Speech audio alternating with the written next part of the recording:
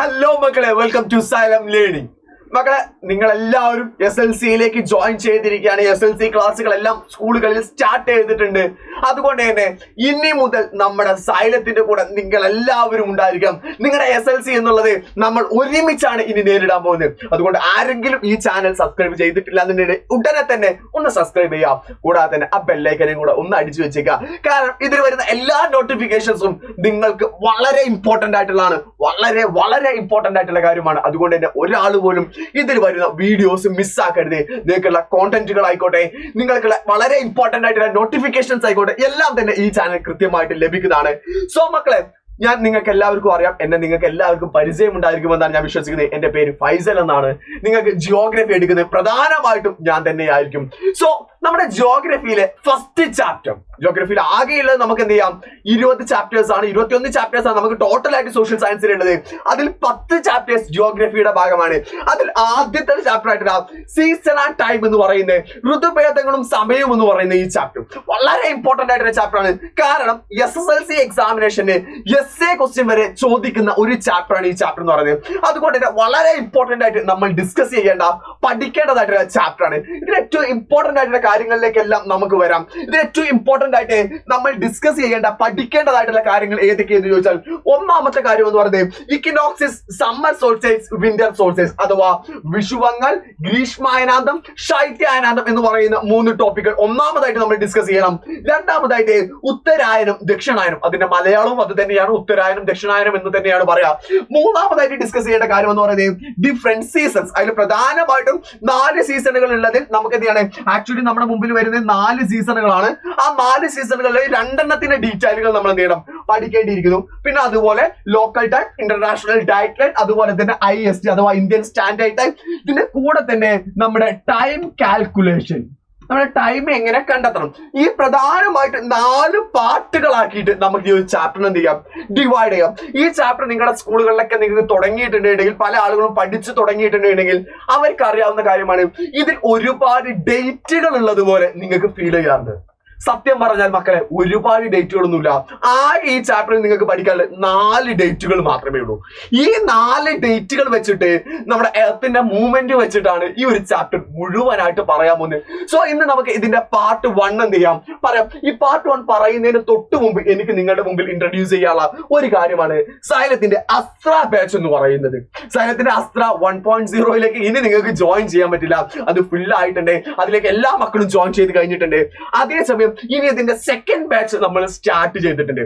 ആരെങ്കിലും സൈലത്തിൽ ജോയിൻ ചെയ്യാൻ ആഗ്രഹിക്കുന്നെങ്കിലല്ല, നിങ്ങൾക്ക് മുമ്പിൽ വളരെ ചെറിയ ഫീസിൽ വരുന്ന ഒരു കോഴ്സ് ആണ് സൈലത്തിന്റെ അസ്ത്ര ബാച്ച് എന്ന് പറയുന്നത്. വെറും 3499 രൂപ നിങ്ങൾ മുടക്കുകയാണെന്നുണ്ടെങ്കിൽ 1 വർഷത്തെ നിങ്ങളുടെ ക്ലാസ്സുകൾ മുഴുവനായിട്ട്, നമ്മുടെ എല്ലാ ക്ലാസ്സുകളും, ഇതിന്റെ ഫീച്ചേഴ്സ് എല്ലാവർക്കും അറിയാലോ, ഇത്രയും ഇമ്പോർട്ടന്റ് ആയിട്ടുള്ള ഫീച്ചേഴ്സുകളോട് കൂടെ നിങ്ങൾക്ക് ക്ലാസ്സുകൾ എല്ലാം ലഭിക്കുന്നതാണ്. സോ മക്കളെ, ജോയിൻ ചെയ്യാൻ ആഗ്രഹിക്കുന്ന മക്കൾ എല്ലാവരും താഴെ കാണുന്ന ഈ നമ്പറിലേക്ക് നമ്മൾ എന്ത് ചെയ്തു, നമ്മുടെ ഈ താഴെ ഞാൻ നമ്പർ കൊടുത്തിട്ടുണ്ട്. നിങ്ങൾക്ക് താഴെ ഈ നമ്പർ ഇവിടെ കാണാം. 9954000800 എന്ന് പറയുന്ന നമ്പറിലേക്ക് കോൺടാക്ട് ചെയ്തുകൊണ്ട് എന്ത് ചെയ്യാം, എത്രയും പെട്ടെന്ന് അഡ്മിഷൻ എടുക്കേണ്ടതാണ്. സോ നമ്മുടെ ടോപ്പിക്കിലേക്ക് നമുക്ക് ഡിസ്കസ് ചെയ്യാം. നമ്മൾ പറഞ്ഞു ആദ്യം തന്നെ സീസൺ ആൻഡ് ടൈം എന്ന് പറയുന്ന ചാപ്റ്ററിൽ നമുക്ക് ആദ്യം തന്നെ ഡിസ്കസ് ചെയ്യേണ്ടത് ദ മൂവ്മെന്റ്സ് ഓഫ് എർത്ത് എന്നുള്ളതാണ്. എർത്തിന് മൂവ്മെന്റുകൾ ഉണ്ടോ? എർത്ത് കോൺസ്റ്റന്റ് ആണോ? നമ്മൾ നിൽക്കുന്ന നമ്മുടെ ഭൂമി എന്ന് പറയുന്നത് കോൺസ്റ്റന്റ് ആണോ? അല്ല, എർത്തിന് മൂവ്മെന്റ് ഉണ്ട്. എർത്തിന്റെ മൂവ്മെന്റ് എന്ന് പറയുന്നത് 2 ടൈപ്പ് മൂവ്മെന്റ് ആണ്. We have to know the 2 types of movements is there. Actually 2 type മൂവ്മെന്റുകൾ ഉള്ളത്. ഒന്നാമത്തേത് റവല്യൂഷൻ ആണ്, അഥവാ നമ്മുടെ പരിക്രമണവും ഭ്രമണവും. ഞാനിതാ നമ്മുടെ എന്ത് ചെയ്യണം, നമ്മുടെ ഒന്നാമത്തെ റവല്യൂഷൻ ആണ്, അതേസമയം അതിനെ പരിക്രമണം എന്ന് വിളിക്കും. അതേസമയം രണ്ടാമത്തെ റൊട്ടേഷൻ ആണ്, ഭ്രമണം എന്ന് വിളിക്കും. മലയാളം ഇംഗ്ലീഷും രണ്ട് വാക്കുകളായിട്ടാണ് പറയാ. അതിൽ ആക്ച്വലി നമ്മുടെ റൊട്ടേഷൻ എന്ന് പറഞ്ഞാൽ ഭ്രമണം, ഞാൻ ആദ്യം പറയാൻ പോകുന്നത് റൊട്ടേഷൻ ആണ്. ഭ്രമണം എന്ന് പറയുന്നത്, ഈ ഭ്രമണം എന്ന് പറയുന്നത്, റൊട്ടേഷൻ എന്ന് പറഞ്ഞാൽ the spinning of earth its on axis എന്നാ പറയാം. ഭൂമി സ്വയം തിരിയുന്നതിന്, ആക്ച്വലി ഭൂമി എന്താണ്, ഞാനിപ്പോ തിരിഞ്ഞതുപോലെ ഇങ്ങനെ സ്വയം തിരിയുന്നതിന്, spinning of earth its on axis, ഭൂമി അതിന്റെ അച്ചുതണ്ടിൽ സ്വയം തിരിയുന്നതിന് വിളിക്കുന്ന പേരാണ് റൊട്ടേഷൻ എന്ന് പറയുന്നത്. നമ്മൾ ഈ റൊട്ടേഷൻ കാരണമായിട്ടാണ് രാത്രിയും പകലും, day and night we have created. ഇവിടെ ഡേയും നൈറ്റും ഉണ്ടാവുന്ന ആര് കാരണമായിട്ടാണ്? ഭ്രമണം കാരണമായിട്ടാണ്. അറിഞ്ഞു വെക്കുക. അതുകൊണ്ട് തന്നെ നമ്മുടെ ഒരു ഭ്രമണത്തിന്, ഒരു റൊട്ടേഷന് വേണ്ട സമയം എന്ന് പറയുന്നത് 24 hours. എത്ര മണിക്കൂറാണ് വേണ്ടത്? 24 hours ആണ് വേണ്ടത്. അപ്പൊ റൊട്ടേഷൻ എന്ന് പറയുന്നത് എന്താണ്? ഭൂമി സ്വയം തിരിയുന്നതിനെ വിളിക്കുന്ന പേരാണ് റൊട്ടേഷൻ എന്ന് പറയുന്നത്. അതേസമയം റവല്യൂഷൻ എന്ന് പറഞ്ഞാൽ സൂര്യനെ ചുറ്റി തിരിയുന്നു ഭൂമി എന്നല്ലേ നമ്മൾ പാടാറുള്ളത്. എന്ന് വെച്ചാൽ സൂര്യൻ ആര് ചുറ്റുന്നുണ്ട്? ഭൂമി ചുറ്റുന്നുണ്ട്. ഭൂമി സ്വയം തിരിയ മാത്രമല്ല ചെയ്യുന്നത്, അതേസമയം സൂര്യൻ നടുവിലിന്റെ സൂര്യൻ ഇങ്ങനെ ചുറ്റിക്കൊണ്ടിരിക്കുന്നുണ്ട്. ആര്? That is known as the revolution അഥവാ പരിക്രമണം. ഒരു പരിക്രമണം കംപ്ലീറ്റ് ചെയ്യാൻ വേണ്ട ഡേയ്സ് എന്ന് പറയുന്നത് ആക്ച്വലി 365 കാൽ ദിവസമാണ്. കാൽ ദിവസം. സാറേ, അങ്ങനെ ഒരു ദിവസം ഞാൻ ഇതുവരെ കേട്ടിട്ടില്ലല്ലോ. 365 എന്നുള്ളേ കാണാറുള്ളൂ. പക്ഷെ നമ്മൾ ഇടയ്ക്ക് ലീപ്പ് ഇയർ ഒക്കെ പറയാറുണ്ട്. നമ്മൾ 4 വർഷം കൂടുന്ന സമയത്ത് ഫെബ്രുവരി 29 ആവില്ലേ? എല്ലാ മാസവും ഫെബ്രുവരി 29 ഉണ്ടാവാറില്ല, എല്ലാ വർഷത്തിലും ഫെബ്രുവരി 29 ഉണ്ടാവാറില്ല. 4 വർഷമൊക്കെ കൂടുമ്പോൾ ഫെബ്രുവരി 29 ഉണ്ടാവുന്നുണ്ട്. ഇപ്പൊ ലാസ്റ്റ് ആണെന്നുണ്ടെങ്കിൽ 2024 ഫെബ്രുവരി 29 ഉണ്ടായിരുന്നു. ആ 4 വർഷം കൂടിയിട്ട് നമ്മൾ ലീപ്പ് ഇയർ ഒക്കെ ആഡ് ചെയ്യാറുണ്ട്. ആക്ച്വലി നിങ്ങൾ മക്കൾ മനസ്സിലാക്കി വെക്കേണ്ട കാര്യം എന്താ വെച്ചാൽ 365 കാൽ ദിവസം ആണ് ഒരു പരിക്രമണം കംപ്ലീറ്റ് ചെയ്യാനുള്ള ഡേയ്സ് എന്ന് പറഞ്ഞാൽ. ദാറ്റ് മീൻസ് 365 കാൽ എന്നുള്ളതിനെ വേണമെങ്കിൽ നമുക്ക് പറയാൻ പറ്റും ദാറ്റ് ഈസ് 1 ഇയർ. അതെന്താണ്? ഒരു വർഷമാണ്. ഈ ഒരു വർഷം കൊണ്ടാണ് ആക്ച്വലി നമ്മൾക്ക് സീസണുകൾ ഉണ്ടാവാറുള്ളത്, അഥവാ കാലങ്ങൾ അഥവാ ഋതുക്കൾ ഉണ്ടാവാറുള്ളത് ഒരു വർഷം കൊണ്ടാണ്. കാലങ്ങൾ ഋതുക്കൾ ഉണ്ടാവാറുള്ള ഒരു വർഷം കൊണ്ടാണ്. സോ നമുക്ക് പറയാൻ പറ്റും സീസണുകൾ ഉണ്ടാവാനുള്ള റീസൺ ആരാണ്? ഒന്നാമത്തെ കാരണം നമ്മുടെ റവല്യൂഷൻ ആണ്, പരിക്രമണമാണെന്ന് പറയാം കാലങ്ങൾ ഉണ്ടാവാൻ. അതേസമയം രാത്രിയും പകലും സമയം മാറാനൊക്കെ കാരണം ആരാണ്? റൊട്ടേഷൻ ആണ്. ഇത് നിങ്ങളൊക്കെ ചെറിയ ക്ലാസ്സുകൾ മുതലേ പഠിച്ചു വന്നിട്ടുള്ള കാര്യമാണ്. ഇതാണ് ഈ ചാപ്റ്ററിന്റെ ഫസ്റ്റ് ബേസിക് തിങ് എന്ന് പറയുന്നത്. ഈ കാര്യം മക്കളുടെ മനസ്സിൽ ഓർമ്മയിൽ ഉണ്ടെങ്കിൽ മാത്രമേ ഈ ചാപ്റ്റർ ബാക്കി നിങ്ങൾക്ക് പഠിക്കാൻ പറ്റുള്ളൂ. സോ അതുകൊണ്ട് തന്നെ ഈ ചാപ്റ്ററിന്റെ ബാക്കി കാര്യങ്ങളിലേക്ക് എന്ത് ചെയ്യാം, നമുക്ക് പോകാം. ഇത് ഏറ്റവും ഇമ്പോർട്ടന്റ് ആയിട്ടുള്ള ടോപ്പിക് ആണ്. നമ്മൾ സീസൺ ആൻഡ് ടൈം എന്നാണല്ലോ ചാപ്റ്ററിന്റെ പേര്. ഫസ്റ്റ് നമ്മൾ സീസണുകളിലേക്ക് തന്നെ പോവാം. സീസണുകൾ ഉണ്ടാകാനുള്ള കാരണം, വൈ ദ സീസൺ ചേഞ്ച്, എന്തുകൊണ്ടാണ് സീസണുകൾ ചേഞ്ച് വരുന്നത് എന്ന് ചോദിക്കുകയാണെന്നുണ്ടെങ്കിൽ we have to say the fourth thing. 4 കാരണങ്ങൾ കൊണ്ടാണ് സീസണുകൾ ഋതുക്കൾ ഉണ്ടാവാനുള്ള കാരണം. ഒന്നാമത്തെ കാര്യം എന്ന് പറയുന്നത് ഭൂമിയുടെ പരിക്രമണം. That means the revolution of the earth. ഭൂമിയുടെ പരിക്രമണം എന്താ? അതല്ലേ ഇപ്പൊ നമ്മൾ പഠിച്ചത്. നമ്മുടെ സൂര്യനെ ചുറ്റുന്നതിനെ വിളിക്കുന്ന പേരാണെന്ത്? ഭൂമിയുടെ പരിക്രമണം എന്ന് പറയുന്നത് revolve the sun in the elliptical orbit എന്നാ പറയാം. revolve the sun in the elliptical orbit. അതിന് എലിപ്റ്റിക്കൽ ഓർബിറ്റിൽ എന്താണ്? അതിന് ദീർഘവൃത്തത്തിലുള്ള ആ വൃത്തത്തിൽ എന്താണ്? സൂര്യനെ ചുറ്റുന്നതിനെ വിളിക്കുന്ന പേരാണ് നമ്മുടെ പരിക്രമണം എന്ന് പറയുന്നത്. ദ സെക്കൻഡ് തിങ്, അച്യുതണ്ടിന്റെ സമാന്തരത, അല്ലെങ്കിൽ അച്യുതണ്ടിന്റെ സമാന്തരത എന്ന് പറഞ്ഞാൽ പാരലിസം ഓഫ് എർത്ത് ആക്സിസ് എന്ന് പറയുന്നതാണ് സെക്കൻഡ് തിങ് എന്ന് പറയുന്നത്. ഇത് പറയുന്നതിന് തൊട്ട് മുമ്പ് എനിക്ക് ആദ്യം ഇത് പറയണം. അച്യുതണ്ടിന്റെ ചെരിവ് പറയുന്നത് ടിൽറ്റ് ഓഫ് ആക്സിസ്. ഭൂമി ശരിക്കും നേരെയാണോ നിൽക്കുന്നത്? ഞാൻ അങ്ങനെ നിൽക്കുന്ന മാതിരി നേരെയാണോ നിൽക്കുന്നത്? അല്ല, ഭൂമി ശരിക്കും ലാലേട്ടന്റെ മാതിരിയാണ്. ലാലേട്ട ഫാൻസ് ഒക്കെ ഇല്ലടാ. ആ ലാലേട്ട ഫാൻസ് ആലോചിച്ചത് ലാലേട്ടന് എപ്പോഴും ഒരു ചെറിയ ചെരിവ് ഉണ്ടായിരിക്കും. അതുപോലെയാണ് ആക്ച്വലി ആര് കിടക്കുന്നത്? ഭൂമി ഉള്ളത്. ഭൂമി ചെരിവ് എന്ത് ചെയ്യുന്നവരോ ഇങ്ങനെ ചെരിഞ്ഞിട്ടാണ് എപ്പോഴും ഭൂമി എന്ത് ചെയ്യാറുള്ളത്? ചുറ്റാറുള്ളത്. ആ ചെരിഞ്ഞു നിൽക്കുന്ന ആക്സിസില, അച്ചുതണ്ടില 23.5 ഡിഗ്രി ഭൂമി ചെരിഞ്ഞു നിൽക്കുന്നു എന്നാ പറയാറുള്ളത്. 23.5 ഡിഗ്രി 23.5 ഡിഗ്രി എന്ത് ചെയ്യുന്നുണ്ട്? ഭൂമി അതിന്റെ അച്ചുതണ്ടിൽ ആക്സിസിൽ ചെരിഞ്ഞു നിൽക്കണേ. ആ ചെരിവിനെ വിളിക്കുന്ന പേരാണ് അച്ചുതണ്ടിന്റെ ചെരിവ് അഥവാ ടിൽറ്റ് ഓഫ് ആക്സിസ് എന്ന് പറയുന്നത്. അത് മൂന്നാമത്തെ പോയിന്റ് ആണ് അച്ചുതണ്ടിന്റെ സമാന്തരത, parallelism of the earth axis. ഈ ചെരിവ് റവല്യൂഷൻ കംപ്ലീറ്റ് മെയിൻറ്റെയിൻ ചെയ്യുന്നതിന്, റവല്യൂഷനിൽ എവിടെയെങ്കിലും എത്തുന്ന നേരത്തെ കുറെ നേരം ഇങ്ങനെ ചെരിഞ്ഞു നിന്നു, ഞാൻ കുറച്ചു നേരം ഒന്ന് നേരെ നിൽക്കട്ടെ എന്ന് പറയോ? ഇല്ല, എപ്പോഴൊക്കെ പോകുന്നുണ്ട് ആ പോകുന്ന സമയത്തൊക്കെ നമ്മുടെ ലാലേട്ടന്റെ മരുന്നാണ് ഈ ചെരിഞ്ഞിട്ട് അങ്ങോട്ടും ഇങ്ങോട്ടും പോകും. ആ പോകുന്നതിനെ വിളിക്കുന്നത് എന്ന് വെച്ചാൽ ആ ചെരിവ് മെയിൻറ്റെയിൻ ചെയ്യാം. അച്യുതന്റെ ചെരിവിനെ തുടർന്ന് നമ്മുടെ റവല്യൂഷനുടനീളം അല്ലെങ്കിൽ പരിക്രമണത്തിനുടനീളം കൊണ്ടു നടക്കുന്നതിനെ വിളിക്കുന്ന പേരാണ് പാരലിസം ഓഫ് എർത്ത് ആക്സിസ് അഥവാ അച്യുതണ്ടിന്റെ സമാന്തരത എന്ന് പറയുന്നത്. ഏറ്റവും അവസാനത്തെ പോയിന്റ് ആണ് സൂര്യന്റെ അയനം അഥവാ appearance movement of the sun. നിങ്ങൾ പഠിച്ചിട്ടില്ല, ഞാൻ പഠിപ്പിച്ചു തരാം. ഈ ബാക്കി കാര്യങ്ങളൊക്കെ നിങ്ങൾ അവിടെയൊക്കെ കുറച്ചൊക്കെ കേട്ട കാര്യങ്ങളാണ്. പക്ഷെ അതേസമയം നിങ്ങൾ ഏത് പഠിച്ചിട്ടില്ല? സൂര്യന്റെ അയനം അഥവാ appearance movement of the sun പഠിച്ചിട്ടില്ല. സോ നമ്മൾ അതിലേക്കാണ് ഏറ്റവും ഇമ്പോർട്ടന്റ് ആയിട്ട് ഇന്ന് പാർട്ട് 1 നമ്മൾ ഡിസ്കസ് ചെയ്യാൻ പോകുന്നത്. അത് പഠിക്കണമെങ്കിൽ ആദ്യം നമ്മൾ എന്ത് ചെയ്യുക? ഇതൊരു എർത്ത് ആണെന്ന് ആലോചിച്ച് വെച്ചു. ഇത് എർത്ത് ആവുന്ന സമയത്ത് നമ്മൾ അറിയേണ്ട കുറച്ച് കാര്യങ്ങളുണ്ട്. 0 ഡിഗ്രി ഇതെന്താണ്? ലാറ്റിറ്റ്യൂഡോ ലോങ്ങിറ്റ്യൂഡോ? നമ്മളെ ലാറ്റിറ്റ്യൂഡാണ്. ലാറ്റിറ്റ്യൂഡാണ് അഥവാ നമ്മൾ ഏത് പറയും? അതിന് അക്ഷാംശരേഖ എന്ന് പറയും. 0 ഡിഗ്രി ഇതിന് വിളിക്കുന്ന പേരാണ് ആക്ച്വലി നമ്മൾ വിളിക്കും ഇക്വേറ്റർ അഥവാ ഭൂമധ്യരേഖ. ഇക്വേറ്റർ അഥവാ ഭൂമധ്യരേഖ എന്നാണ് വിളിക്കാറുള്ളത്. അതേസമയം 23.5 ഡിഗ്രി നോർത്തിനെ വിളിക്കുന്ന പേരെന്താ? 23.5 ഡിഗ്രി നോർത്ത് ആണെങ്കിൽ നമ്മൾ അതിനെ വിളിക്കുന്ന പേരാണ് tropic of cancer, tropic of cancer.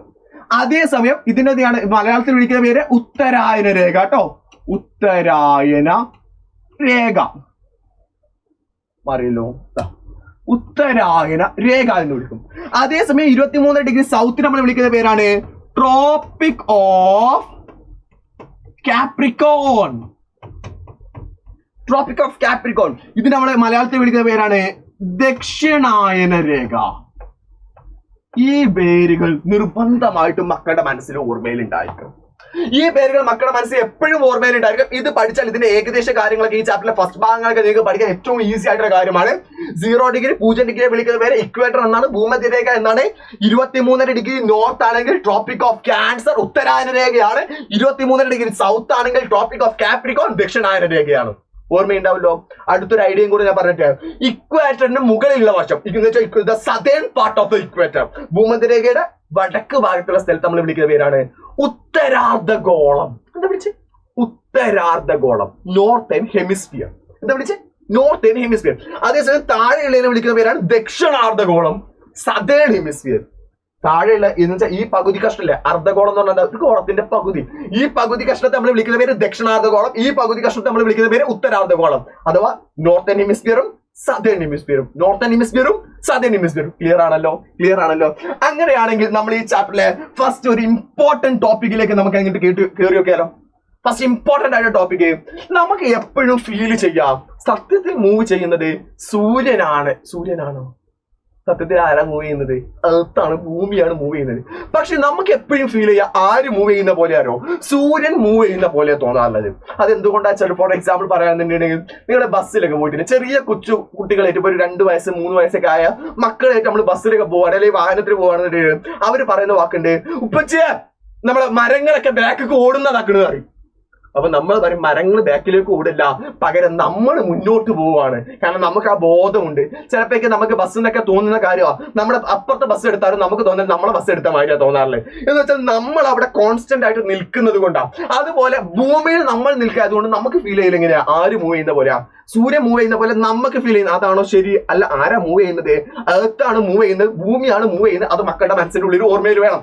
So നമുക്ക് ആലോചിച്ച് നോക്കിയാൽ രാവിലെ സൂര്യൻ താഴെ ഉണ്ടാവും, കിഴക്കുണ്ടാവും, ഉച്ചയാകുമ്പോൾ മുകളിൽ, വൈകുന്നേരം ആകുമ്പോൾ ബാക്കിൽ, ഇല്ലേ? ഇങ്ങനെയല്ല നമുക്ക് മൂവ് ചെയ്യല്.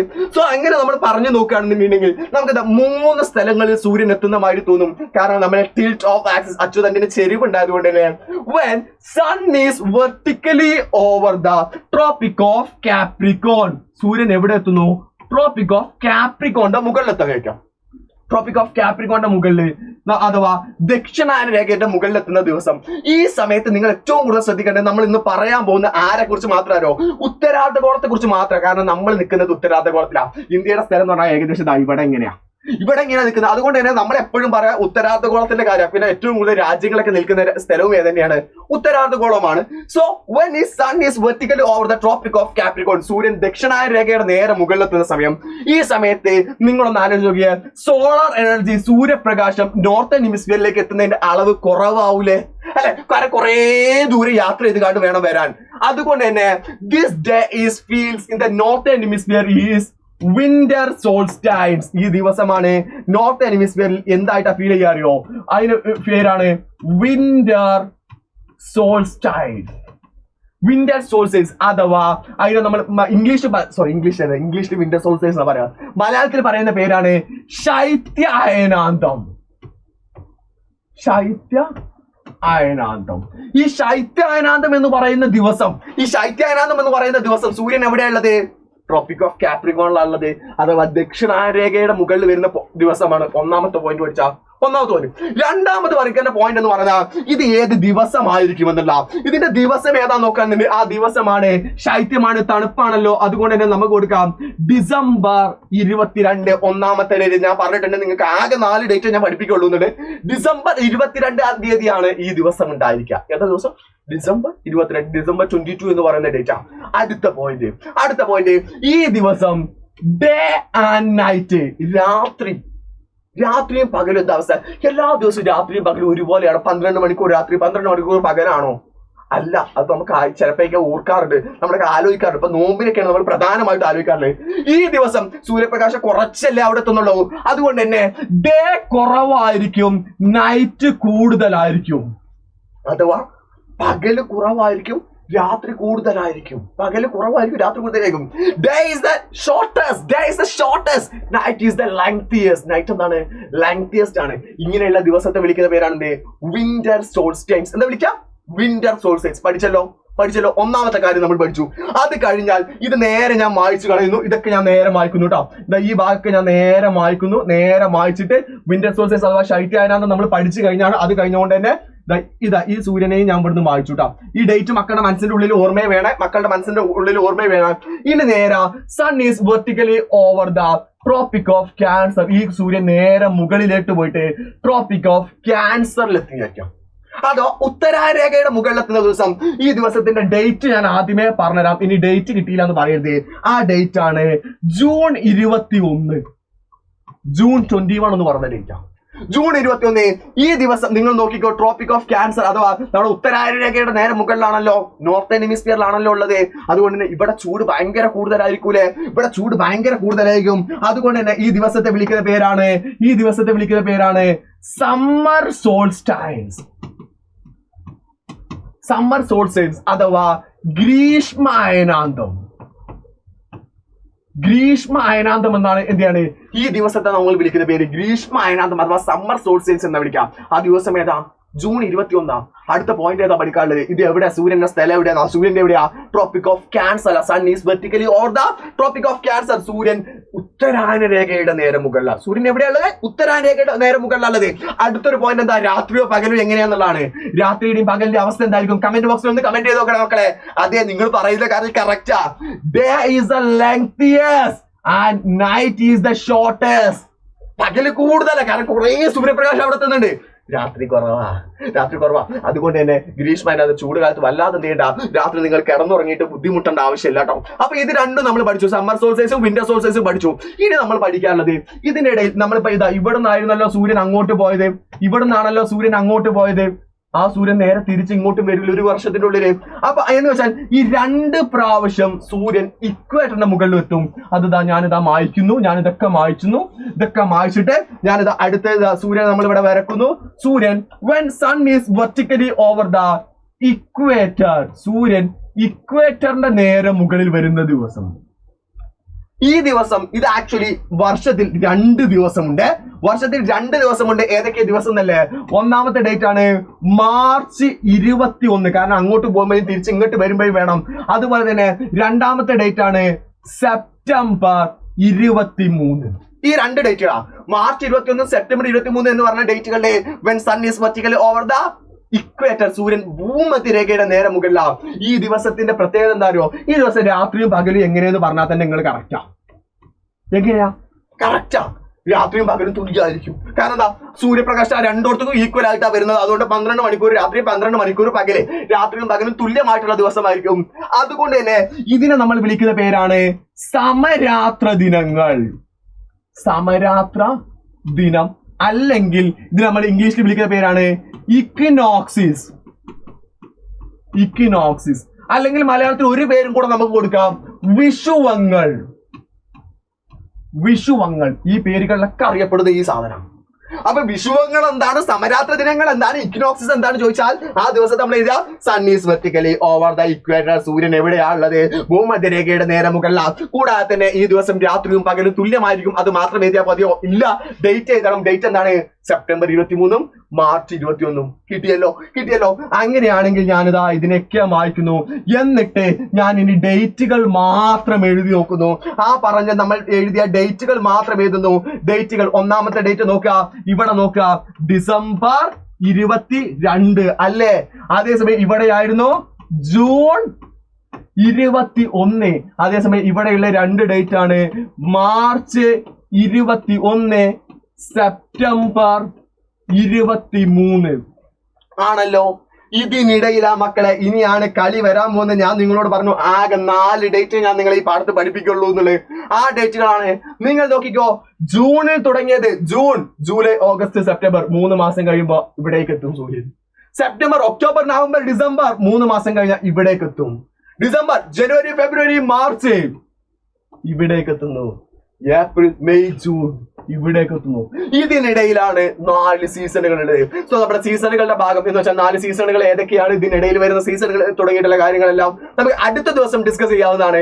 സോ മക്കളെ, ഇന്ന് പറഞ്ഞ കാര്യങ്ങളെല്ലാം ക്ലിയർ ആണല്ലോ. വളരെ ഇമ്പോർട്ടന്റ് ആയിട്ട് ഏറ്റവും വലിയ നമ്മുടെ ഏകദേശം ചാപ്റ്ററിലെ ഏകദേശം പകുതിയോളം വരുന്ന ഭാഗം എല്ലാം നമ്മൾ ഒരു ചിത്രത്തിന്റെ ഉള്ളിൽ അങ്ങോട്ട് ഒതുക്കിയിട്ടുണ്ട്. സോ മക്കൾക്ക് എല്ലാവർക്കും മനസ്സിലായിട്ടുണ്ടല്ലോ. ഇതുപോലത്തെ ക്ലാസ്സുകൾ കിട്ടാൻ വേണ്ടി സബ്സ്ക്രൈബ് ചെയ്യാൻ മറക്കണ്ട. സോ ക്ലാസ്സിന്റെ ഒരു ഫീഡ്ബാക്ക് ഒന്ന് താഴെ കമന്റ് ചെയ്തേക്കോ. സോ മക്കളെ, നമുക്ക് വീണ്ടും കാണാം. Tata, bye bye, see you all.